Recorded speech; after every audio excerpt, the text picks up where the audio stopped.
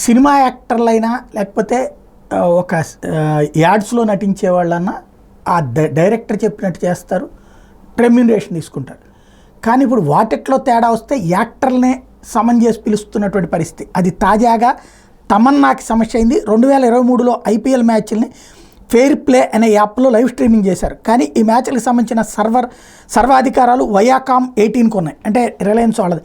ఈ నేపథ్యంలో తమకు తెలియకుండా, తమ అనుమతి లేకుండా ఫెయిర్ ప్లే యాప్లో ఐపీఎల్ మ్యాచ్లను టెలికాస్ట్ చేశారని, దీంతో తమకు 100 కోట్ల మేరకు నష్టం వచ్చిందని వయాకామ్ 18 నెట్వర్క్ మహారాష్ట్ర సైబర్ సెల్కి ఫిర్యాదు చేసింది. కేసు నమోదు చేసిన వాళ్ళు ఫెయిర్ ప్లేతో పాటు తమన్నా, సంజయ్ దత్తులకు కూడా నోటీసులు జారీ చేశారు.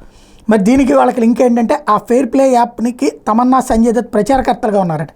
ఆయా ప్రోగ్రాములు వాళ్ళు కూడా ప్రచారం చేశారు. దీంతో ఈ ఐపీఎల్ మ్యాచ్ల స్ట్రీమింగ్కి వారికి ఉన్న సంబంధం ఏంటి అనేది మహారాష్ట్ర సైబర్ సెల్ విచారించబోతోంది. ఈ మేరకు తమ ముందు హాజరు కావాలని వీళ్ళకి సమన్లు పంపారు. తమన్నా ఈ నెల 29న వారి ముందు హాజరు కావాల్సి ఉంది. సంజయ్ దత్ ఎప్పుడు హాజరవుతారనేది తెలియదు. అయితే వీళ్ళతో పాటు జాక్విలిన్ పేరు కూడా ఉంది, ఆమెకు కూడా నోటీసులు పంపించారట.